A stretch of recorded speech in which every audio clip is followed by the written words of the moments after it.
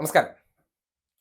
അന്തിച്ചർച്ച ചെയ്ത് channel ഗർഭമുണ്ടാക്കിയ youth നേതാവിനെ കുറിച്ച് അന്വേഷിച്ച് പോകുമ്പോൾ ഈ ചർച്ച കേവലം ഒരു ഗർഭചിത്രത്തിൽ മാത്രം തീർന്ന ചർച്ചയല്ല എന്ന് മനസ്സിലായിട്ടുണ്ട്. ഈ ചർച്ച അദ്ദേഹത്തിന്റെ ഒരു വീക്ക്നെസ് ആണെന്ന് കൂടി അറിയാൻ പറ്റുന്നുണ്ട്. അതായത് കേരളത്തിലെ സംഘി ചാനലുകൾ ഇപ്പോൾ ഒരു സംഘി ചാനലുമായി ബന്ധപ്പെട്ടാണ് ഗർഭചിത്ര കഥ വരെ എത്തി നിൽക്കുന്നത്. അതിനപ്പുറത്തേക്കുള്ള പല പ്രമുഖ സംഘി ചാനലുകൾ, ഓതറൈസ്ഡ് സംഘി ചാനലിനകത്ത് ഇദ്ദേഹത്തിന് ഇതുപോലുള്ള ഈ ചർച്ച ഉണ്ടായിരുന്നു എന്നുള്ള വിവരം വരികയാണ്. ഏറ്റവും ഒടുവിൽ ആ ചർച്ച നടത്തിയതിന്റെ അടിസ്ഥാനത്തിൽ ഇതേ വ്യക്തി അവിടെ ചർച്ച ചെയ്ത് ഒരു മാങ്ങ പറിക്കാൻ ശ്രമിക്കുകയും ഒരു മാങ്ങാണ്ടി കിളിർക്കാൻ വേണ്ടിയുള്ള പരിശ്രമം നടത്തിയിരുന്നതായിട്ടുള്ള ചില വിവരങ്ങൾ കൂടി കിട്ടിയിട്ടുണ്ട്. അതും ഒരു വ്യക്തിയുടെ സ്വകാര്യത എന്നുള്ള നിലയ്ക്ക് പുറത്തു പറയാൻ പാടില്ല.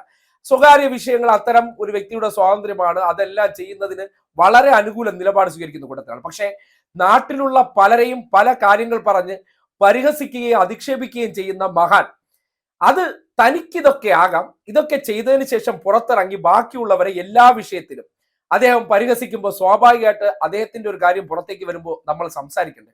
അതുകൊണ്ടാണ് ഇദ്ദേഹത്തിന്റെ പ്രമുഖ സംഘി ചാനലിനകത്തുള്ള ഒരു ചർച്ച നടന്നതിന്റെ അടിസ്ഥാനത്തിൽ അവിടുത്തെ ചാനലിലുള്ളവർ തന്നെ വിളിച്ച് ഇദ്ദേഹത്തെ വാൺ ചെയ്ത് വിട്ടു.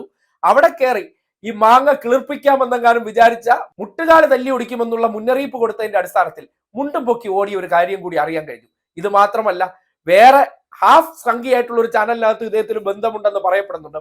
അതായത് ചർച്ച ചെയ്ത് ഇദ്ദേഹം പല സംഘി ചാനലുകളിലായിട്ട് ചിലരുടെ മനസ്സിൽ അങ്ങ് ആ ചർച്ച കൊണ്ട് കീഴടക്കിയിട്ടുണ്ടെന്നാണ് അറിയുന്നത്. ഇപ്പോ ഈ വിവാദത്തിലായിരിക്കുന്ന ആ ചർച്ച സ്റ്റുഡിയോ മുറിയിൽ നിന്ന് നീണ്ട് തൊട്ടടുത്ത ചില ഹോട്ടലുകളുടെ മുറിയിലേക്ക് ചർച്ച നീണ്ടുപോയതിന്റെ അനുരണനങ്ങളാണ് നമ്മൾ കണ്ടുകൊണ്ടിരിക്കുന്നത്. എന്തുകൊണ്ട് ഈ വിഷയവുമായി ബന്ധപ്പെട്ട് ചില സ്ഥിരീകരണങ്ങൾ കൂടി തരാൻ കഴിയുമെന്ന് പറയുന്നത്, ഈ അടുത്ത കാലത്ത് ഇദ്ദേഹവും നമ്മുടെ BJP നേതാവായിട്ടുള്ള ഒട്ടകം ഗോപാലകൃഷ്ണനുമായിട്ട് ഒരു ചാനൽ ചർച്ചയിൽ പരസ്പരം അങ്ങോട്ട് നീ പോടാ ഒട്ടകം, നീ പോടാ കോഴി എന്നൊക്കെ ഒരു വിളി നിങ്ങൾ കേട്ട് കാണും, ഓർമ്മ കാണും. എന്തുകൊണ്ടായിരിക്കും കോഴി എന്ന് ഈ ഒട്ടകം ഗോപാലകൃഷ്ണൻ ആ യൂത്ത് നേതാവിനെ വിളിക്കാനുള്ള കാരണമെന്ന് നിങ്ങൾക്കറിയോ?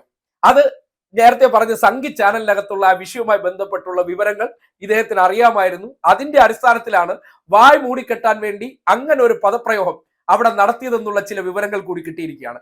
ആ ഒരു പ്രതികരണം തപ്പി നോക്കി, പക്ഷേ യൂട്യൂബിൽ നിന്ന് കിട്ടാനില്ല. എന്തായാലും ആ വിഷയവുമായി ബന്ധപ്പെട്ടൊക്കെ വിവരങ്ങൾ പുറത്തു വരുമ്പോൾ ഇത് ഒന്നും രണ്ടും നടക്കി പോണ കേസല്ല. ഇപ്പോൾ അതുമായി ബന്ധപ്പെട്ടുള്ള സെറ്റിൽമെന്റ് നടക്കുന്നതുകൊണ്ടും ആ രണ്ടാമത്തെ ഉന്നതൻ ആ ഓഫർ കൂട്ടി വയനാട് ഫണ്ടിൽ നിന്ന് 25 ലക്ഷത്തിൽ എത്തിയിട്ടും, അതായത് 1/4 ലക്ഷം രൂപ തരാമെന്നുള്ള നിലയ്ക്ക് എത്തിയിട്ടും അതിൽ ഇതുവരെ ഒരു തീരുമാനമാകാത്ത അവസ്ഥയുണ്ടെന്നാണ് കോൺഗ്രസിനകത്ത് തന്നെ നിന്ന് കേൾക്കുന്ന ചില കരക്കമ്പികൾ. ആ രീതിയിലുള്ള സെറ്റിൽമെന്റ് പോക്കാണ് പൊയ്ക്കൊണ്ടിരിക്കുന്നത്. ആ കുട്ടി പരാതി കൊടുത്തതിന് ശേഷം ഇപ്പോൾ ആ പരാതി പിൻവലിക്കണം, അത് ഇനി പുറത്തേക്ക് വരാതെ അല്ലെങ്കിൽ ആ പരാതിയുമായി മുന്നോട്ട് പോകാതെ വേണ്ടത് എന്തൊക്കെയെന്ന് പറഞ്ഞാൽ അതെല്ലാം ചെയ്യാൻ തയ്യാറാണെന്ന് ചാനൽ മേധാവിയുടെ കാലിൽ കെട്ടിപ്പിടിച്ച് കടന്ന് കരഞ്ഞ് നിലവിളിക്കുകയാണ്. അതുകൊണ്ടാണല്ലോ പ്രതികരിക്കാത്തത്. എന്തെങ്കിലും ഒരു വിഷയം വന്നു കഴിഞ്ഞാൽ ഉടനടി വന്ന് തഗ് ഡയലോഗൊക്കെ അടിച്ചിട്ട് പോണ ആളല്ലേ. 2-3 ദിവസമായിട്ട് ഇതിനെക്കുറിച്ചൊന്നും പറയാത്തത് താനൊന്നും അറിയാഞ്ഞിട്ടാണെന്ന് നിങ്ങൾ കരുതുന്നുണ്ടോ? എല്ലാം അറിയുന്നുണ്ട്. കോൺഗ്രസിന്റെ സൈബർ ഹാൻഡിലുകൾ ആ വിഷയത്തിൽ തന്നെ വലിയ പ്രതികരണങ്ങൾ നടത്തുന്നുണ്ട്. എന്നിട്ട് പോലും ആ സൈബർ ഹാൻഡിലുകളെയൊക്കെ നിയന്ത്രിക്കുന്ന പ്രധാനപ്പെട്ട വ്യക്തിയായിട്ട് അദ്ദേഹം ആ ഗർഭവുമായി ബന്ധപ്പെട്ട് ഇതുവരെ ഒരു കാര്യം പറയാത്തത് സെറ്റിൽമെന്റ് ആകാത്തത് കൊണ്ടാണ്. ഇൻ കേസ് സെറ്റിൽമെന്റ് ആകാതെ പുറത്തിറങ്ങി ഡയലോഗ് അടിച്ചു കഴിഞ്ഞാൽ തൊട്ടു പിന്നാലെ ഇരയാക്കപ്പെട്ട സ്ത്രീ വന്നിട്ട് ഇത് നടന്നു എന്നെങ്ങാനും വെളിപ്പെടുത്തിയ പണി പാളിയില്ലേ. അതുകൊണ്ട് ആ സെറ്റിൽമെന്റിന്റെ വൈകലാണ് പ്രതികരണം വൈകാനായിട്ടുള്ള കാര്യം.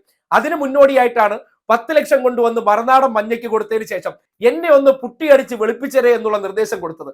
അതുകൊണ്ട് അഖിലലോക മഞ്ഞയായിട്ടുള്ള മറുനാടന് ഏത് തരം ഞരമ്പം പ്രവർത്തനം ചെയ്തിട്ടും മറുനാടൻ ഷാജം മറുതയെ ചെന്ന് കണ്ട് ഒരു 10 ലക്ഷം രൂപ കൊടുത്തു കഴിഞ്ഞാൽ ആരെ വേണമോ ആ ഞരമ്പത്തരത്തിൽ നിന്ന് വെളുപ്പിച്ചു തരാനുള്ള കഴിവുണ്ട്.